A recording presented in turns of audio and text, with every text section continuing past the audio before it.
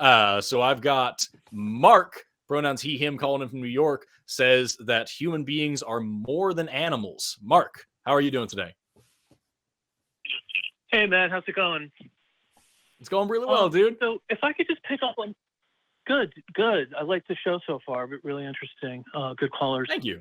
I wanted to pick up on the last question that I think you asked the gentleman who was just on, and I'm not sure if I fully caught the question correctly, but I would posit that if I understood the question correctly, I would posit when it comes to something like, does somebody love you, right? Mm-hmm. If you're asking yourself that question, how would you ever establish the answer to that question?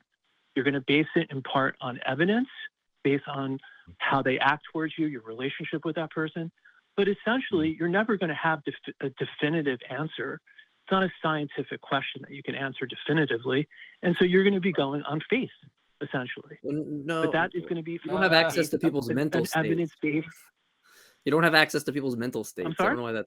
You don't have access to people's mental states. I don't know why. Correct. Of course you don't. Yeah, I would draw... You have a background. It doesn't mean you have to have certainty. I don't know why that would be required. It's not like once, I think once that's you're like not a little certain that all of a sudden faith gets snuck in there. You have a background information that you're going off of, so it wouldn't be faith. Faith doesn't require background information. It just requires the trust in the proposition to be true. That's it. If you add stuff to that, it's no longer faith. Once you add stuff to that, it's no longer faith. You're giving reasons for why you believe. Well, I think it's just... Right. Maybe I misunderstood the question, but when you're referring to something like you said, like what's inside someone's heart, what's inside someone's mind, you're saying that there's no element in having faith in the outcome of what that might be? It's not about faith. It's about... Sorry. Just I was just going to say, like, be clear. Go ahead. There's a background information set that's there. I'm not pulling it out of... I just really trust that Forrest loves me, right? Like, it would be based on whether or not we've had a relationship. There's things that he's done for me, and they've expressed to me that that's what they do when they show people love, right? All these stuff, like, it's not like it's just I believe the proposition and I really just trust it without reasons or justification. That's like totally divorced from that, in my opinion. But maybe Forrest has a different opinion on that. Yeah, I would say that it's kind of stretching the word faith quite a bit to say that, because, like, you know, as you pointed out, faith is something that has no evidence. It's completely just trust based. And, like, for me, it's like when people say, you know, you have faith in science or something like that. You know, I have my cell phone here. If I drop it, I don't have faith in gravity. I don't have faith that it's going to fall at 9.81 meters per second squared. I have repeated testable evidence from the past, and I can apply that to the future. So I have reasonable expectations. You could even maybe use the word trust. You know, I have a reasonable expectation of the normal force. That's why I'm not falling through my chair at this moment. So I have reasonable expectation. I have a trust that my wife loves me because of the things that she does, because of the things that she says, because I believe she tells me the truth. She doesn't lie to me. And so when she tells me she loves me, I assume she's telling me the truth then as well. She doesn't have a motive to lie about that. She doesn't gain anything from lying to me about that. It would make her life exponentially worse to just say that she loves me and be in a relationship with me when she doesn't. She could be out with somebody that she does love. What a stupid thing for her to do. Like that. There's a million reasons why I can say I have a reasonable, you know, belief, a justified expectation in that. I think it's a big stretch to call that faith. Okay, well then I think the distinction is we're using the word faith differerly, because I'm a skeptical person. I've been agnostic and atheist for a good chunk of my life. And what has brought me over into the theist camp, so to speak, is not blind faith. It's not a desire to just wish that was the case. I've looked at the evidence, I looked at the arguments, and I concluded that although I don't know for certain that it is more probable that God exists, and I base that on the evidence. Just like you point to things when you mentioned, what's the evidence? What is the evidence? Yeah, we've done a show for 20 years asking this question. Okay, I wrote down a list of things here that I would say, and I would almost put it in the reverse, which is atheism fails to provide an adequate explanation for the following things. I wrote down the contingent existence of the universe. Hold on. Sorry, hold on. How does atheism... Yeah, you've already. I'm sorry to say, I don't mean to cut you off. I apologize, but you've already blown it if that's what you're starting with, because atheism isn't an explanatory device. Atheism is simply the position on one single question: do you believe in a God? And we say no. So, like, we're not providing explanations on anything. We're not trying to explain. That's not what we're here for. If I tell you there's an elephant sitting behind these bookshelves, you can say yes, there is, or you can say no, there isn't, or you can say I don't believe you. If you say yes, there is, or no, there isn't, you need evidence for that. But if you just say I don't believe you, then you're just waiting on me to give you evidence. Yeah, and that's what we're doing with God. We're not saying there is no God. We're saying we don't believe there is one because we have no reason to think there is.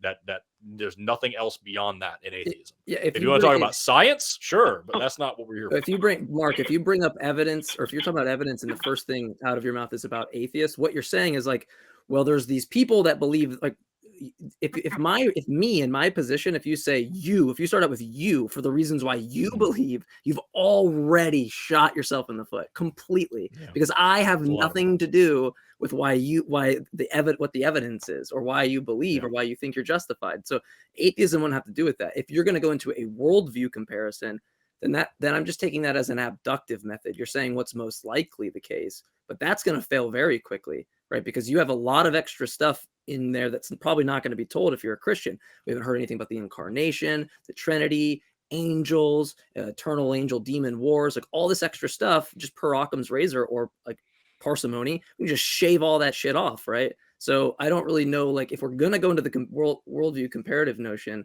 it's going to be clearly favored towards naturalism, right? Because we don't have to add all this extra stuff.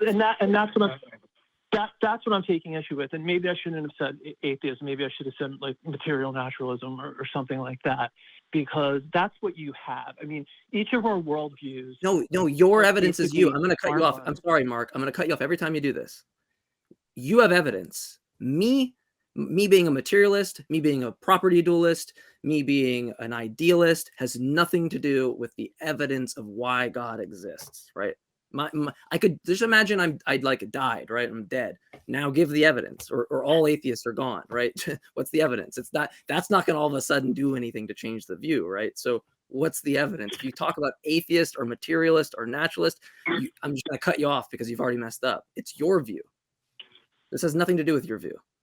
No, I understand that. And when in answering that question, there's only a couple of different ways you could go about answering it. One is you could say something like God is directly experienced by the person, and that gives them a basis to believe, right? But the atheist wants more. Cross that one off. What's the next one? They don't want to. I don't believe that. That doesn't work for us. So what's the next one? What's the next one? That one's clearly false. So what? Okay, I would then argue is the closest thing to something empirical, I would say, from a historical perspective or historical evidence, is the life and resurrection of Jesus. And you could have that debate back and forth about whether I do. I take a very specific position on this. Jesus was an apocalyptic preacher, right? Mark 9:1, Mark 13:30. In our earliest traditions in Mark, we get a very heavily apocalyptic message that's multiply attested in Mark, M, L, and Q. And then in Luke and John, we get a de-emphasizing of this apocalyptic message, where the kingdom of God is no longer supposed to be this like thing that's supposed to happen in the disciples' lifetime. Truly, I tell you, none of you here will be standing here will taste death before you see the kingdom of God come in power, right? That gets changed and muted in Luke, where now it's not something that will be seen or observed. Luke 17:20-21, if you're interested. And the whole point of this is my view on Jesus.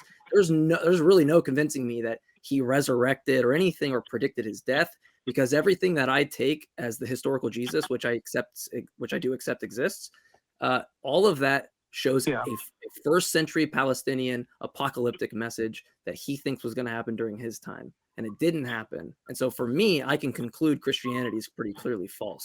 So like the resurrection is not going to help in any way. It's because it's not even a historical fact, right? So I don't know what you're basing it off of just to say this book says this thing.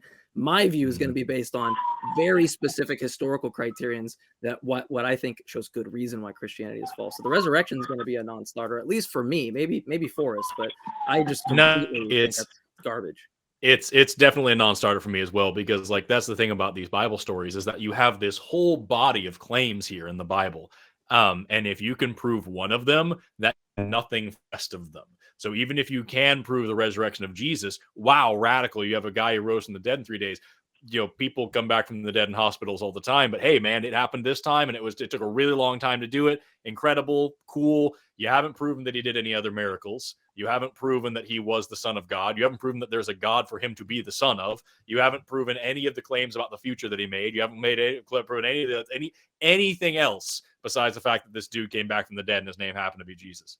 Like that does nothing for me. Well, what I would say to that is that what you would be dealing here is not with the resurrection really of any person. This is a resurrection of somebody who spoke really with an unparalleled authority, that he was speaking with a divine nature. And so if that person was resurrected, I think it is completely different. And I would challenge. I would say this: if you gentlemen think Jesus existed, I would ask you to look at whether the crucifixion happened. I accept it. Yeah, I accept it. I do. No, I already accept it. I already accept the crucifixion likely happened. Okay, I agree with pretty basic facts. I agree. Okay, he was probably betrayed by Judas Iscariot. That passes the criterion of dissimilarity. It's not something Christians would want to have shown that Jesus didn't have authority over somebody, right? So it's dissimilar to what early Christians would want. And so we can use these criterions. The three that I'm talking about are independent attestation, the criterion of dissimilarity, and contextual credibility. And those are really important. My view on this, it's not like my view. It's a pretty common non-Christian, or even depending on, some Christians go down a different view called preterism. That's a whole separate topic. But the majority, like a pretty majority scholar view, or at least it's not a fringe view, is what I'm expressing.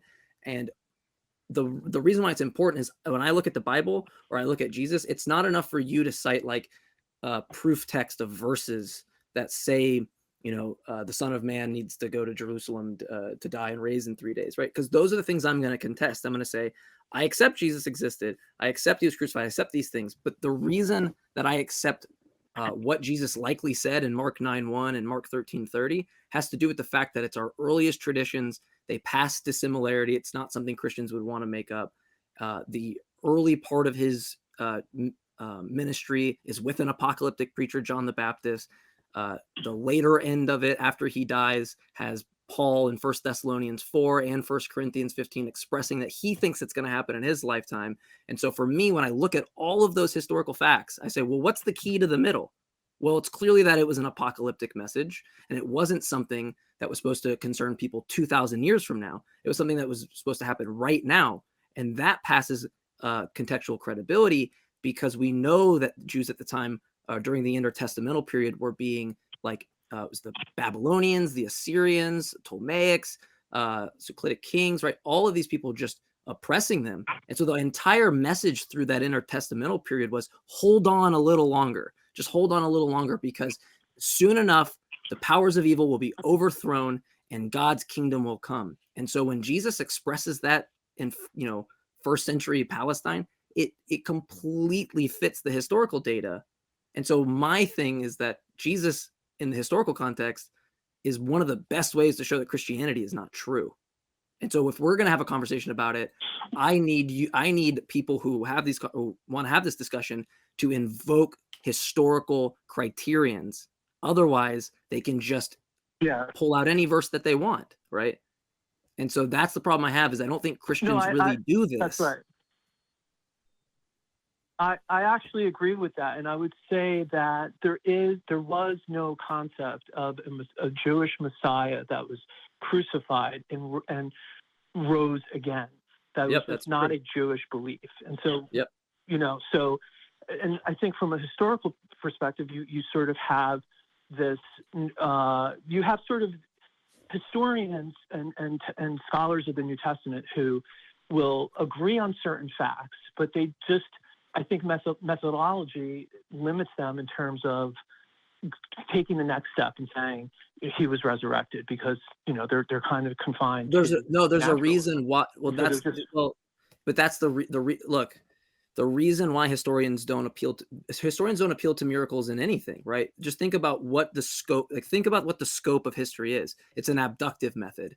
meaning that it's trying to find out what's most Right. probable. What is the resurrection? Isn't that by definition something that's not likely to occur, very improbable of an event? So it just lays outside the scope of what abductive methodology entails, which is we want to figure out what's most likely probable. You can't take the most improbable thing that you're defining as the most likely thing from the historical context. That's why scholars who do believe in this admit that they have to take it on faith. They can't take it from a historical account unless you want to go with the minimal facts argument, which doesn't show anything, right? That just is a Greg and grant every one of those, and it doesn't get you to a bodily resurrection or even it being I more have a probable. slightly different line of questioning for Mark really quickly, because we were very quickly running out of time. And I just want to ask, because like you've hit the nail on the head 17 different times here, Jmike, but I just want to make sure I like to give a more concrete thing. You know, we're talking these miracles of the Bible, the 2,000 years old, and now we have the translation of the reinterpretation of the 15 of the new translation thing from a long time ago. And there's a lot of questions here that we can ask, but I wonder if you've heard about Sai Baba. He was a healer. He was he lived in India in 2011. So he lived from 1926 to 2011. And he did incredible things. Like we can look up the miracles that he performed. He did spiritual healing. He healed people. He was able to produce rings and necklaces and watches from ashes. He was able to light candles with water. It says here that he resurrected people. He was capable of clairvoyance. He was able to see the future. There are countless. You can go on his website here. There are still people today saying that he's come to them in dreams and saved them from danger, that he has healed their sickness and their pain because they prayed to him. This is a man who lived in our lifetime that apparently did all these things. He has millions of followers online, and in India, he had millions of people show up to his funeral. Like, this guy is all over the place, and he's done all these incredible miracles. And he himself said he was a reincarnation of another great healer named something else, Sai Baba. So, like, why don't you believe in this dude when we have pictures of him and we have millions of people who saw that he resurrected somebody, but you do believe in 1,000-year-old book that said some dude did some? Can you hear me? Sorry, I Yeah. sounded like it cut out for a sec. Yeah. I have heard of that gentleman. I mean, I heard of him. I'm not extremely familiar with him.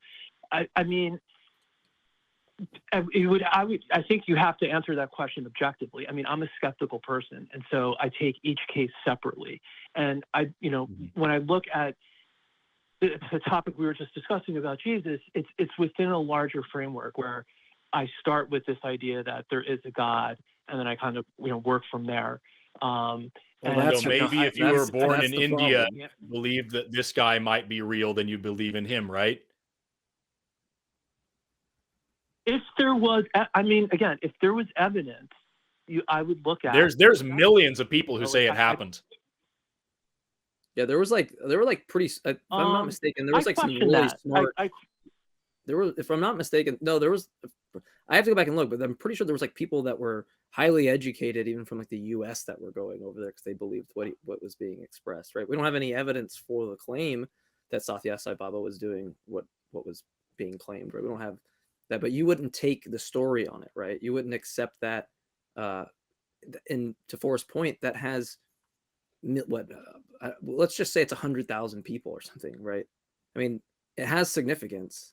I don't know what would be different, except we're actually somewhat, we're not 2,000 years removed from it, right? Right. So I believe in this book that's 2,000 years old because you were born in a society where it's normal to believe in this book. You were raised around Christians, people who believed in this stuff. You were probably taught this as a kid. And now look at you. You believe it. You're so lucky that out of the 8 billion people on the planet, you were born in the right country, in the right area of the country, with the right family who believed in the right version of the right religion, that you now know the actual truth. However, here are millions and millions of people who believe something very different about a guy who just existed a few years ago. Why is it not relevant to you? Why don't you know that much about this guy that you think you've heard of him, but you're not sure? Why isn't this the biggest story in your world right now, that this dude did all the things that Jesus did, and somehow he's not even a blip on your radar? With no mythicists, by the way. That's true. Well, but one thing I would take issue, and I take your point, but what I would take issue with is, and I think atheists have this misunderstanding that the theist is sort of putting the cart before the horse. Like they're starting with Mark, how is this answering they were born Forrest? that way. I'm getting mildly frustrated. Like, 'cause I don't know how this is answering what he was saying, what he asked you. I thought I had answered that by saying each claim I would have to examine the evidence for the claim. I mean, I don't know how So when I said that a minute ago about Jesus, you said the resurrection is proof of all the other things, and I said no, the resurrection, even if you could prove that, is just one thing and doesn't say anything else. And you said, yeah, but if Jesus is actually this guy speaking with such authority, then that means the resurrection is actually proof of all this other stuff. So why don't we do this here? If you could prove that Sai Baba was this awesome person, he said a lot of amazing things and spoke with great authority. Millions of people, really had their lives changed by him. Mm-hmm. Why don't you apply the same line of thinking to him that you are doing for Jesus here? Well, I think I was mentioning why Jesus was, when I said he was speaking with the authority, I was trying to describe why I think that holistically that story makes sense on some level. You don't have to buy it, but there's sort of a holistic nature to that story. This person you're talking about in India is a totally separate case. I'm not, familiar with it enough to opine on it. It doesn't sound. The woman in adultery is a good story, right? The woman in adultery is a good story. Guess what? That's in the latest manuscripts that we have, right? Scholars agree that doesn't go back to anything with Jesus, right?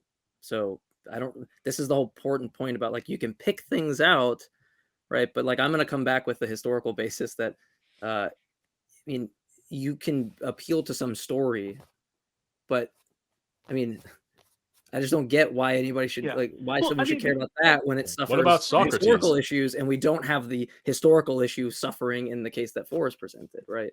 What about Socrates? Socrates, there's no reason to actually existed. He was probably just a character made up by Plato just to tell stories. And yet we have the Socratic method. Socrates is the basis of a lot of modern philosophy.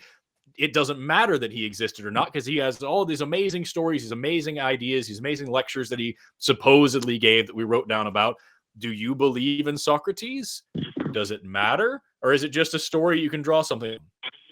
And I like philosophy, and I'm it doesn't affect me. It doesn't matter. Doesn't make it true.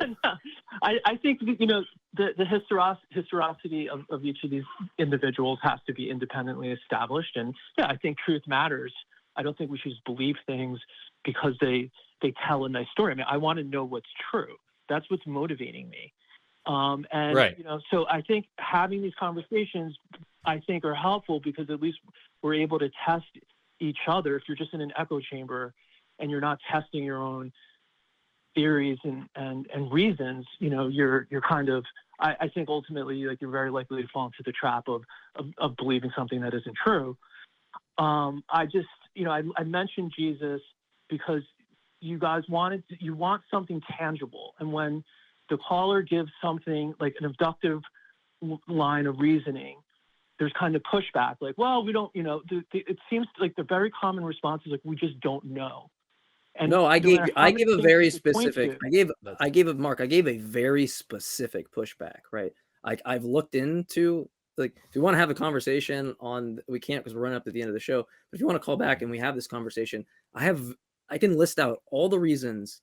I'm not going to just appeal to what scholars say. We can do this together. We can look at this ourselves and go through, because my response back to you about the Jesus thing was, we need to look at the historical context of these verses. We can't just cite this verse and go, that's what happened, or that's on the lips of Jesus. The whole important point is what words were put on the lips of Jesus versus ones we can be reasonably confident that he expressed somewhat like. And from my view, we do have a pretty good criterion, like I gave, independent attestation or dissimilarity, and we can go back and we can look and we can go, wow, okay, it passes all of these. So we have a higher probability that Jesus was an apocalyptic preacher who was talking about the end times in his lifetime, and it didn't occur. And so I mean, we could just give an argument. Like, I could just render an argument now. If Christianity is true, then the kingdom of heaven would have been established during the disciples' lifetime, as per Mark 9:1 and Mark 13:30.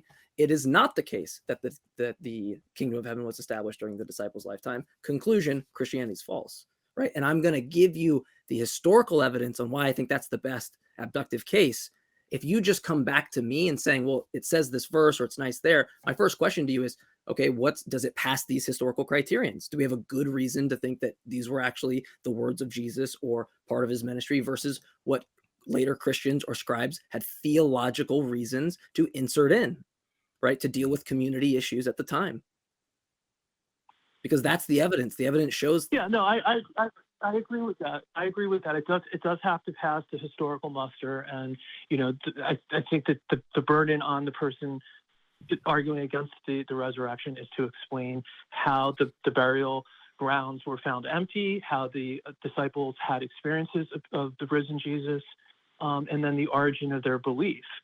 It's probably a good idea that they explain why each one of the different books has a different account of finding that thing empty, whether it was, one woman or two women or 1,000 women, and if they told nobody or if they told a bunch of people, and if they saw him rise in the air, if they saw him in the thing, and one of them had a ham sandwich, like there's a million different accounts of the same event. One said stay in Jerusalem for 40 days, one didn't, right? So one's at the resurrection. Wait, but just when did it happen? Did it happen in like John's account where he has a theological reason to make it during the slaughtering of the lambs to show a metaphorical and symbolic notion that Jesus is the Lamb of God who died for our sins? Or do you think that the account that I think it's Mark or Matthew that has it prior, right, to the Passover, right? They're both in different times. You couldn't look at the resurrection accounts and have reasonable expectation for the events, let alone the outcome that we're just supposing is true. But I mean, to me, it just seems like an issue. I would agree there are differences. I think there are differences in the accounts, but I think for the essence of the accounts, there's sort of a common thread among. If I give you a map, and it says my house is here, and then another map I give you says it's in a different location, which one's reliable, and how do we know? Well, if I say you live in New York, and yet, what does that mean? Does that mean the Bronx? Does that mean Long Island? Yeah, I'll say Georgia or New York, because I think in New York.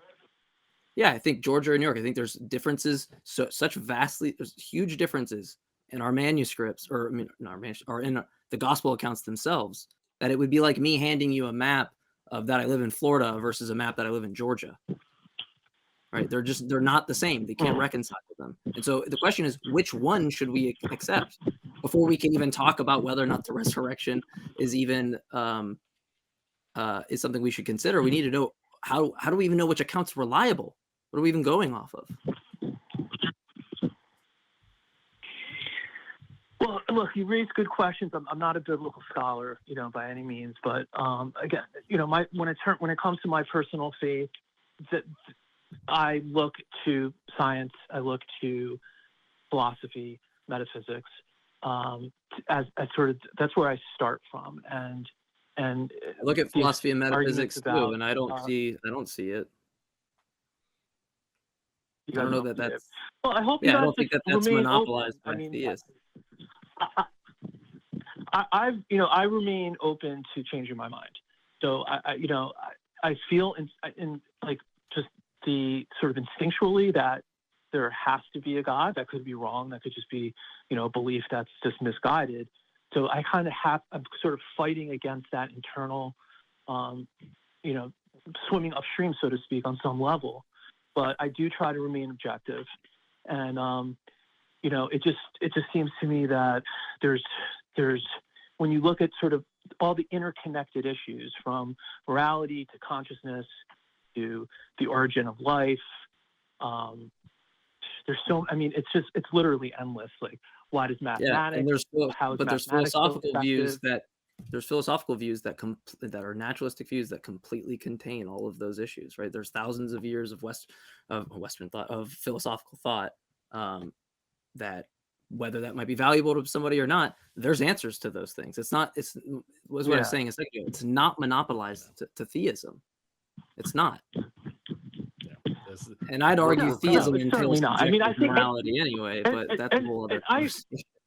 Yeah, no, I actually agree with it. I mean, I think there's good arguments on both sides. Where I get lost a little bit is when a lot of times you hear the atheists say, like, there's no evidence, there's no arguments that lead me to think there might think be about a it though. I God. mean, we And asked that's you. where We asked you for But- evidence, and we didn't get any, and that's kind to the frustration of the atheists. They'll ask, and they don't get anything that seems to be. We also sufficient. gave you the exact same evidence that you gave us about a different person, and you just kind of dismissed him out of hand. So, like, you understand where we're coming from now? The same reason why you don't believe in every other possible God is why we don't believe in yours. The same evidence that applies to every other religion, every other belief, also applies to yours. And you're giving us the exact same arguments that we get from Muslim people and from Hindu people and from every other religion under the sun. And they all don't work the exact same way. So there's no, like you said, there's good arguments on both sides. I don't agree with you. I think that there is, here's evidence for this thing. Here is not evidence for this thing. Pick which one matters. And as long as you care that what you believe in is true, then you're going to have to be honest and just say, I don't have evidence for this, so there's no reason for me to believe it. Yeah, a good argument would entail like a valid, sound argument with the conclusion that generates God exists. And I don't think that argument has been put forth, at least yet. Anyway, Mark, we've been going for a long time, about 30 minutes. I wanted to hear why human beings are more than just animals, but we're way past the point where we could get to that. But we've got to let you go because we're out running overtime. We got to end the show because people got things to do. But I appreciate you calling in. Please call again if you want to talk about this more. If you want to tell me why you think a human is not an animal, I'd love to hear it. That's my whole business.